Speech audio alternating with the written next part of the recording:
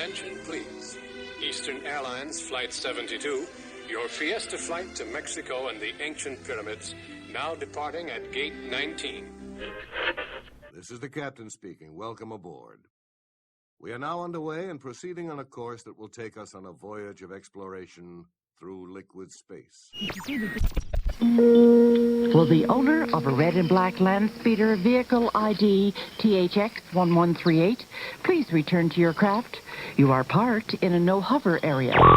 Don't worry, this is all part of the demonstration. Just testing. He's looking for a little more adventure, but he's heading for a little bit of trouble. He's heading for a little bit of danger. Time to be turning around. WDW Radio, your information station. Hello, everybody, and welcome to the WDW Radio Show, your Walt Disney World information station. I'm your host, Lou Mongello, and this is show number 289 for the week of August 26th, 2012. This week, I am so excited to share an interview with one of Disney's legendary Imagineers, Tony Baxter. Currently the Senior Vice President of Creative Development for Walt Disney Imagineering, we had a chance to meet and chat recently as we talk about his career at Disney, his mentors and inspirations, attractions he helped create such as Big Thunder Mountain Railroad, 20,000 Leagues Under the Sea, Splash Mountain, and many others. Tony shares some wonderful stories about his personal experiences going from Disney fan to Disney Imagineer. We also discuss the current state of the Disney parks and what the future may hold.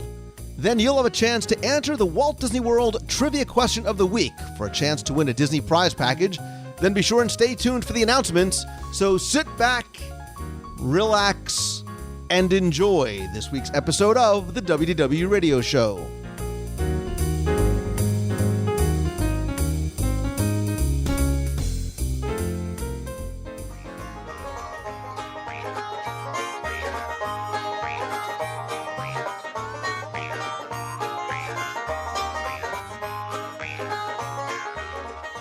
I am so excited to share an interview with someone I've wanted to meet on a personal level for a very long time.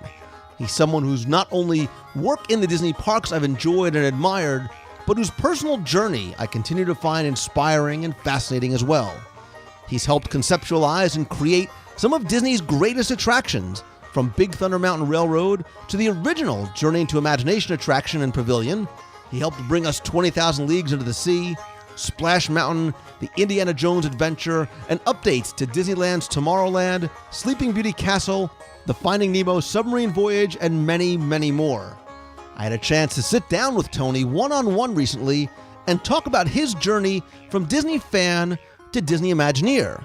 He shared stories of learning from and working with Disney legends while at Walt Disney Imagineering to bringing to life attractions and characters into the Disney parks. We talk about what's new in the parks today and what the future may bring as well. And for me personally, it was a fascinating conversation with someone who I've long wanted to meet and thank. So join me now as we sit and chat with Disney Imagineer Tony Baxter. Enjoy. So it is a huge thrill and privilege for me, who has been a Disney enthusiast since the first time my parents took me to Walt Disney World at the tender age of 3 in November of 71, to be sitting with someone whose story and work I have admired for so many years. He is, of course, the legendary Tony Baxter. Mr. Baxter, it is such a pleasure to finally get a chance to meet you. Well, I wish I was the tender age of 3 when we opened the park, but I was the tender age of, I think, 22. And it was a great moment for me, too, because I never had left California at that time. So going to Florida alone and having my own apartment and everything was like, and they were paying me. So I didn't have to pay to go to Disney World. I was being paid to be there. So it was pretty awesome. Unlike when you were a kid, because Disneyland was always kind of in your blood from a very, very early age. Mm-hmm. Tell us briefly, how your love of Disney started, how you come to work for the company, and sort of that progression. Well, yeah, I was a little older than 3, unfortunately, because Disneyland didn't open until I was 7.5. But what I do remember the year before Disneyland opened was it was a television show that Walt put on the air called Disneyland. And it mimicked in its entry sequence the same way you would approach going to the theme park. So each week on television, we'd go to either Frontierland or Adventureland or Tomorrowland. And so by the time the park opened a year later, every kid in America kind of knew what a Disneyland was. And because of the rich stories that were shown on that television show, like Davy Crockett and Alice in Wonderland, we knew the kind of adventures and the characters that would live inside each of these worlds. So I was raring to go. Of course, my parents said, well, we're not going the first summer because it'll be too crowded. And so I had to wait till the fall, all the while during that summer thinking it will fail and close before I get my chance to see it. But, of course, it didn't. And I made many bicycle trips. I was about 10 miles away. Way too far for a kid 9 or 8 years old to do. But in those days, parents didn't worry, and it wasn't a sin to let your kid ride his bike to another city. So that became kind of my focal point, I guess, Disneyland. I thought in terms of maybe someday when I was really old, like 17 or 18, I'd get a job as a ride operator there, which I did. But the thought of getting into the Imagineering echelon, that was not practical. And on that wonderful show on TV, they would show us scenes of Imagineering, and we would meet people like John Hinch and Claude Coates and Mark Davis and Rolly Crump, and they were like, to me, I was in awe of them in the same way you'd be in awe of a movie star or something, because they were the people that created these dreams that I grew up on. So the thought of ever joining that or being invited into it was not practical thinking.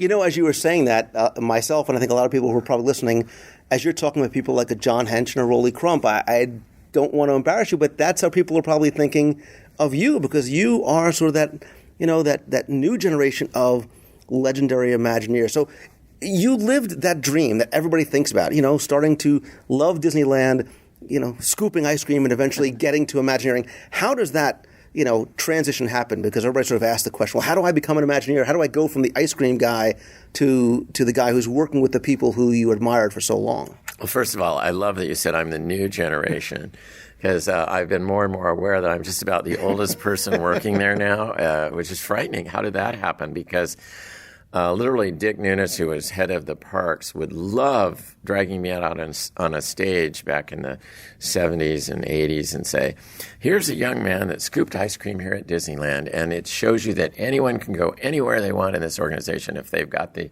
ambition and the skill to do it. All of a sudden, he didn't. They stopped doing that after a while, and that was the beginning. But, I think what I found unusual is I was kind of making my education practical in that I was sub-majoring in education, thinking, all right, I'll get all these artistry skills, but the reality is I'll probably teach art somewhere. And so that was sort of the real goal in life. And then I thought, if I'm lucky with a school job, I'll have the summers off and weekends off, so I'll continue working at Disneyland as a ride operator. So what in life could be better than that? So that was a plan, but I got really inspired through a mentor at college, who I still know to this day, and she just turned 100, Dr. Maxine Merlino, who moved to Spain, and she lives on the third floor of a place and still traipses up and down at least 2 or 3 times a day at 100. And she just had this spirit, even then, that was like, so go for it. And, I should have been designing operas like Turandot was one of the requirements. But she heard this little inkling inside me that wanted to do something with Disney, and I was able to convince her that the attractions for Disneyland are as much theater as an opera or a play or a musical or whatever. So she let me take the amount of effort I would have put into a senior project as an opera and develop an attraction for Disneyland. So I thought, well, that'll be the end of it. I took it to Disneyland to show all the friends and people I worked with out there how it came out. And one of the supervisors saw it and said, I'm going to take that over to Dick Nunes. And Dick called and said, well, if you don't mind, I'll keep it a couple of weeks and take it up to WED, Imagineering. And then I got a call to come up. And they weren't gushy or anything like that. They said, work a little harder at learning your artistry skills, and when you're ready, come back and we'll look at you again. So on that second time, I not only had a lot of great art, but I had this crazy machine that had marbles, and it ran for about 5 minutes, and it was kind of a combination of engineering and imagination, Imagineering. So I got through the artwork part of the interview, and then I said to the guy, can you come out to the car to look at this thing in the back? And he did. And he said, can we drive this around in the rear and bring it out and bring it into the building? And so for a couple more hours, everyone in Imagineering must have gone back to their offices and said, go down and see what this kid brought in. And I ran my device from like 3 o'clock to 5 o'clock in the afternoon, and that resulted in 2 weeks later I was hired. So never dreamt it would happen. It was always sort of the silly thing in life and not the practical thing of getting the teaching position. And now you start getting to meet and work with the people. Yes. You're working for the company. Do you remember what that first day, that first week, that first project was like? Well, it's probably, I do remember the first project because I walked in the door. Disneyland had taken my costume away, and that was how I found out I was hired. I went to check in my, right after New Year's Eve, and I took in my costume to have a clean one. And the guy goes, there's a card here to keep your costume. You've been transferred to WDI. And I said, you're kidding, And so I went in there, and it was like the next Monday. And I said, well, they took my costume, but I hadn't heard anything. They said, Mr. Baxter, we thought you'd be here in a couple weeks. But as long as you're here, why don't you go to work? So I remember I came in a tie. In those days, everybody dressed up and then the odd thing was we dressed up and then put a smock on to avoid getting paint and glue and everything all over. And so I put the smock on, and they said, well, why don't you go out in the back? And I remember I was given a big paint roller and a pan of black paint, and I was told they were building the Hall of Presidents model for Walt Disney World, and I was told to paint all the plywood walls around it black so your attention would be focused on and so I'm rolling this black paint, and I was thinking in my mind, I went to school for 5 years. I've worked at Disneyland, and I was taking people into the adventure through inner space as like a science fiction star of this attraction. And now I'm rolling black paint on the wall. Something is wrong with this picture. So that first day was not exactly, a classic moment. But very quickly in that week, I met what turned out to be my second mentor, Claude Coates, who had he and Mark had created the Pirates of the Caribbean with Claude's artistry and the set designs, and then, of course, Mark being the genius with animation and figures and whatnot. And I think that they had a powerful partnership. And Claude, now that there was so much going on in Mark, everybody was going their separate ways. And Claude kind of took an inkling to me because I'd worked on his Adventure Through Inner Space ride as a ride operator, and put me on board with him on the submarine ride for Walt Disney World, the 20,000 Leagues. And then while that was going on, he got handed the task to do the Snow White ride. And I said, well, this is right up my alley. So I would love to be involved in that. So he actually, right there in my first year, was really interested in what I thought about it and would say, well, what do you think we should do in this area? Or what about this? And allowing me to do it. And then not only that, but when Card Walker was the head of the Disney company at the time, would come over to Imagineering, he would say, Card, I want you to meet Tony and see what he's done in this thing. I think he'll really like it. And I think that for me became very inspirational in how to conduct yourself as a leader and somebody that really encourages not just a prima donna attitude of their own greatness, because I certainly thought, like what you're saying, that, oh my God, this is Claude Coates.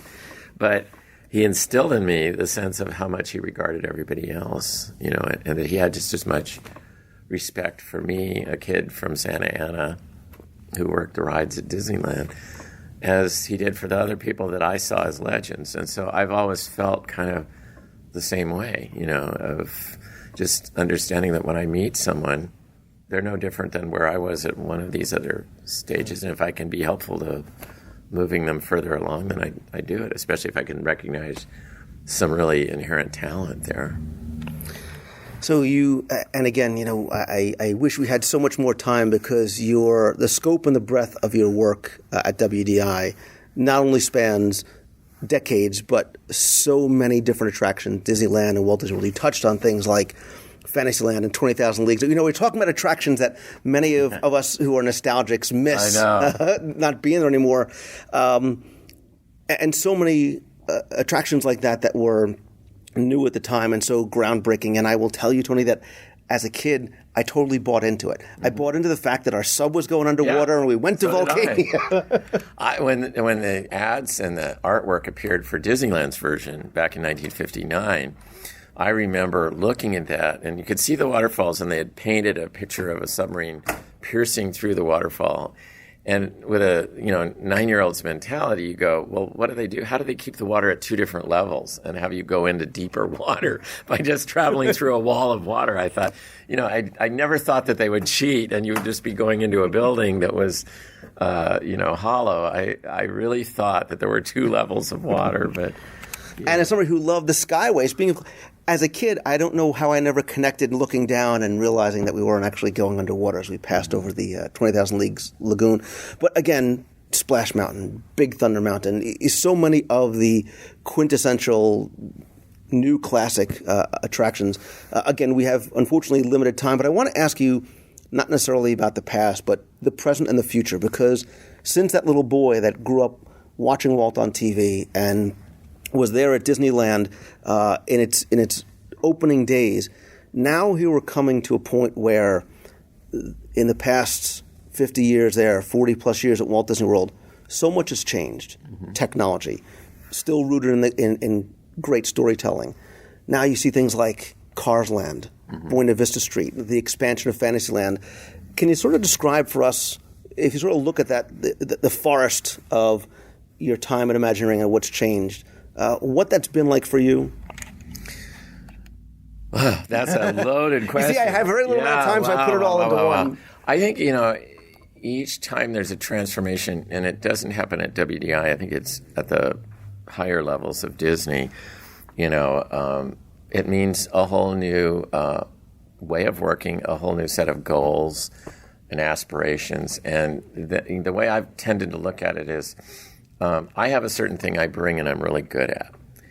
And so each time there's a transformation, and as you say now, being challenged with technology and the overworked word of being interactive and immersive. I hate using those words because the most immersive thing that's ever been done is the Jungle Cruise. You're immersed in a virtually real jungle, all right? And it's happening to you. So I don't know how much more you can do than that, but those are the words that are driving not just Disney, but the industry and the speed of which, information is demanded by the audience. They want faster, more, and quick and thrilling and all this stuff. So you say, all right, those are the new rules. It's got to be interactive. It's got to be different every time I write it, all that. But it's still got to deliver what I like, because I think one of the genius things that Walt had was that he always created attractions and films that he wanted to see. It's the best judge you have if it's something you can sit and watch over and over again. I cannot tell you how many times I've watched the movie Sleeping Beauty. How much for therapy to get to that dragon thing at the end is just incredible. So I look at these things and say, it has to still sustain all the emotion. I tend to be very emotional. So if it's the American Adventure and at the end of it, I am getting welled up with tears as they go into Golden Dream. Or it's, the amazement of coming into a massive room in Indiana Jones, or it's the delight of sailing out of Peter Pan's bedroom window, or, a million other things like that emotionally move you. Those have all got to be in there. And yet you have the new set of challenges to meet the aspirations of leadership and financial demands and whatever the current, mandates are that are constantly changing. And, I think if of all the things Walt anticipated, he probably always anticipated that he would be evolving, as he said, and never repeating himself.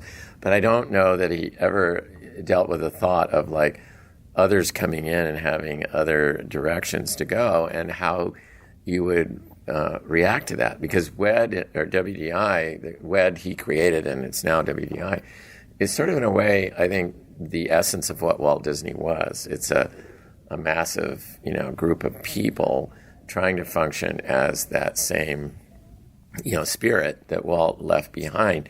And that spirit has to grapple with all kinds of ever-changing relationships to the drive of the company and the desires of the audience and the fickle nature of entertainment in general and where it's going. And in the end, you want the new attraction to be received almost seamlessly along with its predecessors. And I remember for me the awakening moment twice, not with Disney parks, but with the films, was when Little Mermaid came along. Incredibly high-tech compared to Snow White and whatnot.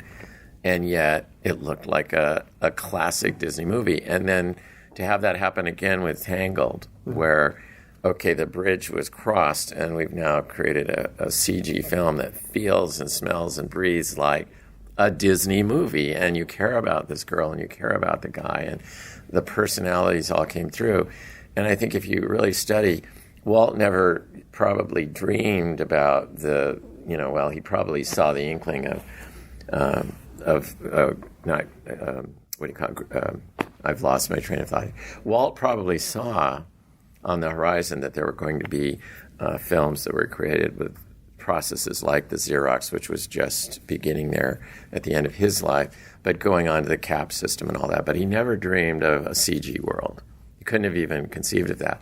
But I think when I see that film, Tangled, which is way far away from Snow White, but has the same DNA, it feels like a Disney movie. That whoever was on that team to pull that together, that is the brilliance of adjusting to the times and the technologies and all the ramifications of what it means to be a little girl dreaming of being a princess today versus what it felt like in 1937. And I think that illustrates kind of what I struggle with every day, is to try and figure out how do I deliver what it is it means to be classic Disney with a set of tools and expectations that are so vastly different. I actually think, and this is how I described it when I left it for the first time, I think that's in the parks what Cars Land has done. Mm-hmm. I think that's what Radiator Springs Racers has done, because I analogize it to Splash Mountain. Mm-hmm. It is that quintessential classic Disney attraction. It has all those requisite elements. Great storytelling, advancements in technology, the re-rideability factor, the little bit of the unknown, a great soundtrack, that reveal moment when the waterfall. And that's what I thought. I said, you're sort of reinventing the classic, but making it even better. And I think one of the greatest testaments that I heard when I was here for the opening was a kid asking his parents, is this where they filmed Cars? Right, exactly. I think you're right. I mean, I look at the rock work because I was very proud of what we did on Big Thunder with essentially manual tools and models and little, measuring things with, physical stuff. Cars benefits from being totally digitally conceptualized. So once the model was done, the computers took over and scanned it, built and bent the rebar to build the skeleton for it.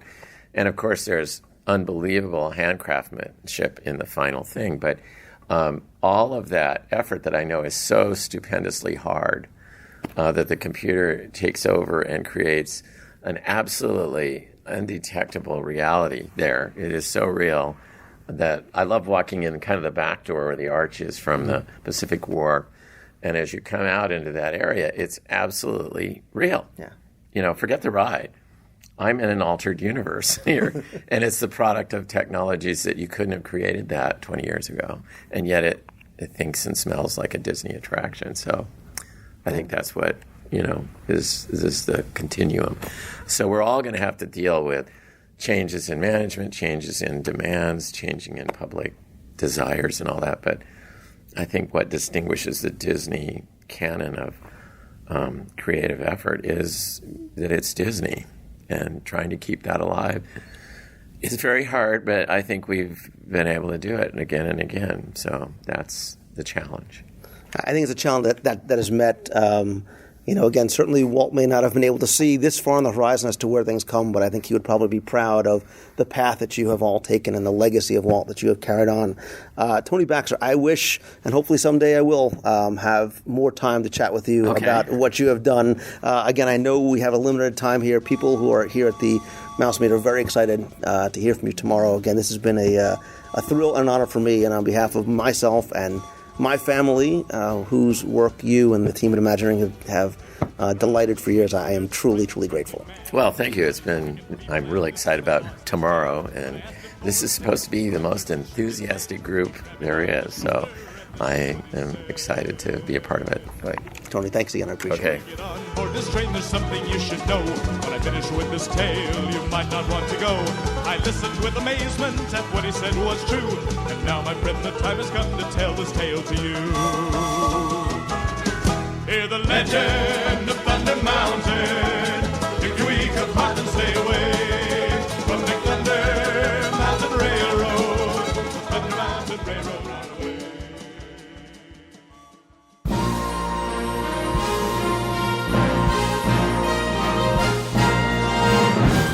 It's time for the Walt Disney World Trivia Question of the Week, where I give you a chance to play for a Disney prize package simply by answering a question about Walt Disney World history or trivia, or maybe identifying a quote or a line from an attraction or show. Before we get to this week's question, let's go back, review last week's question and the answer, and select our winner. So last week we were talking about Epcot and the sense of nostalgia with the 30th anniversary coming, and I talked to you a little bit about Innoventions, more specifically Communicore, which is what it was originally known as, and how it featured many different hands-on exhibits and information centers and a few small attractions, often which complemented or extended the experience you may have had at some of the pavilions as well.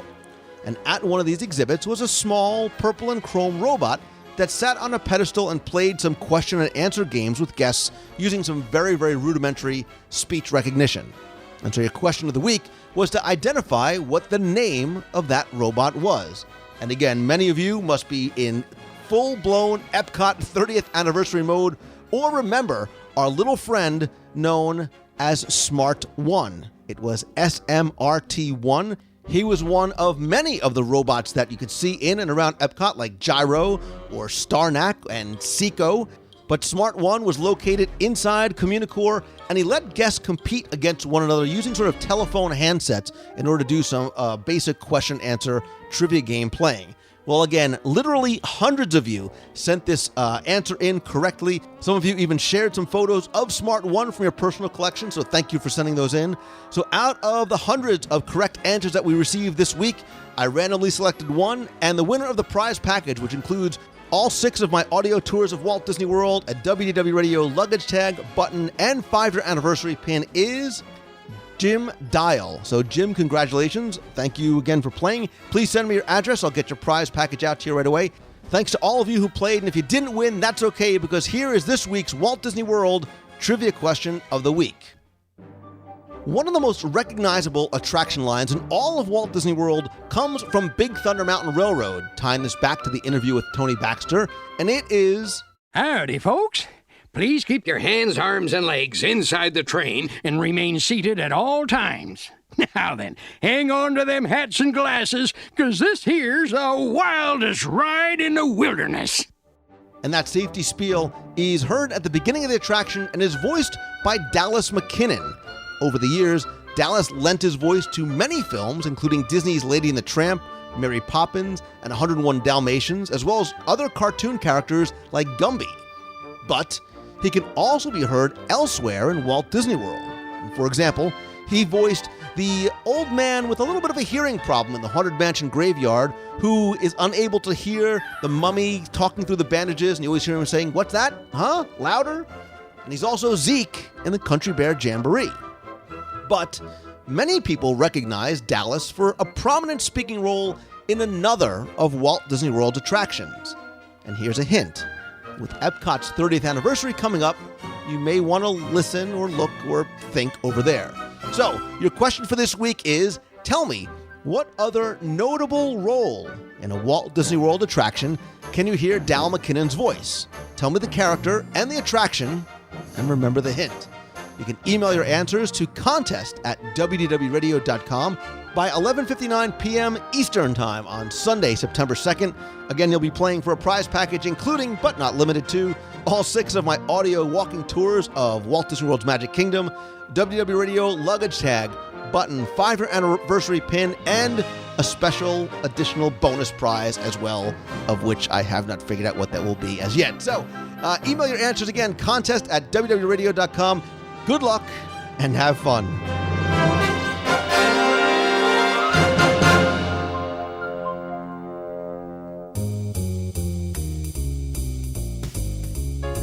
That's all the time we have for this week's show. Thanks again for taking the time and tuning in this and every week.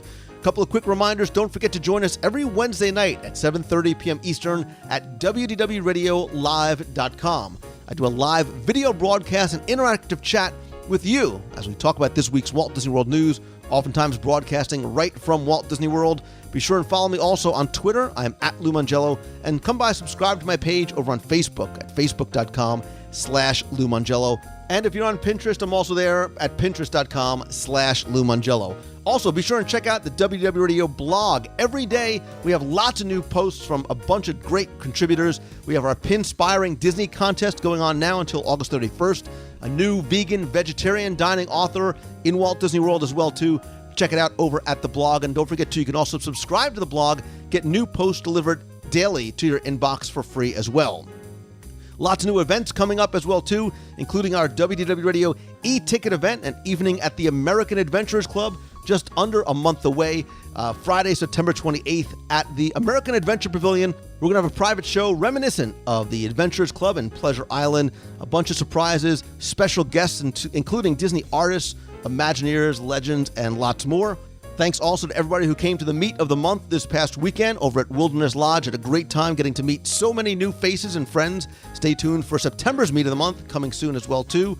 Don't forget also, I love hearing from you. Make this a two-way conversation. So if you want to be heard on the air, you can call the voicemail at 407-900-9391. That's 407-900-WDW1.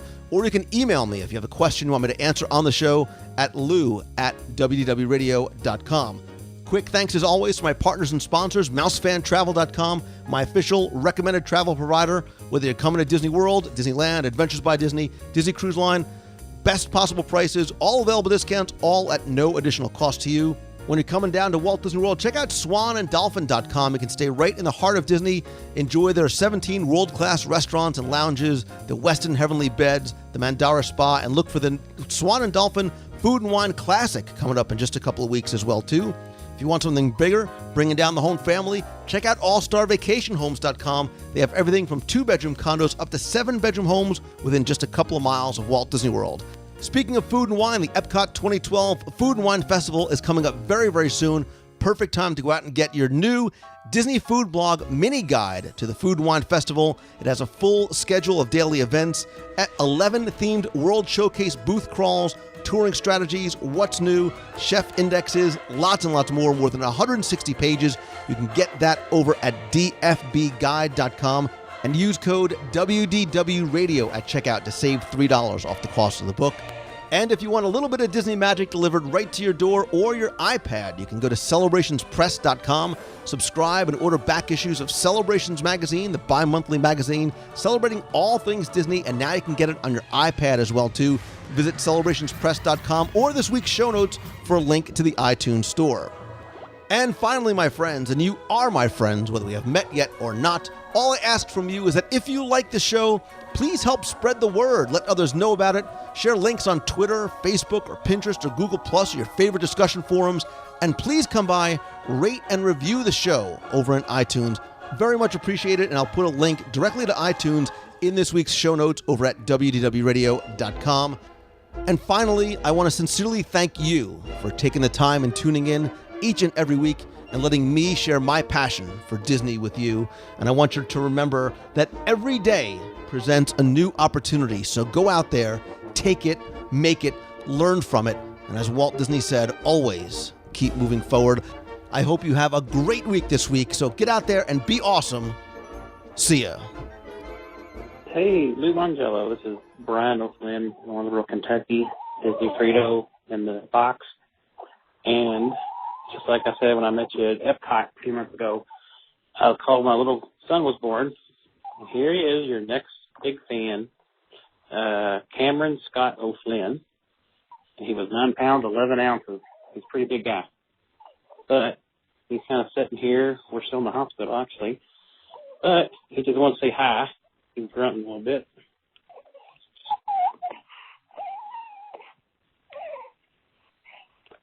He's saying, Lou, I want to hear your show. But anyway, I thought I'd call, so here's the call. So we'll be listening on the next podcast. So it'll be 2 new set of ears will be listening in. So that's all I was wanting. Talk to you later. You've got a friend.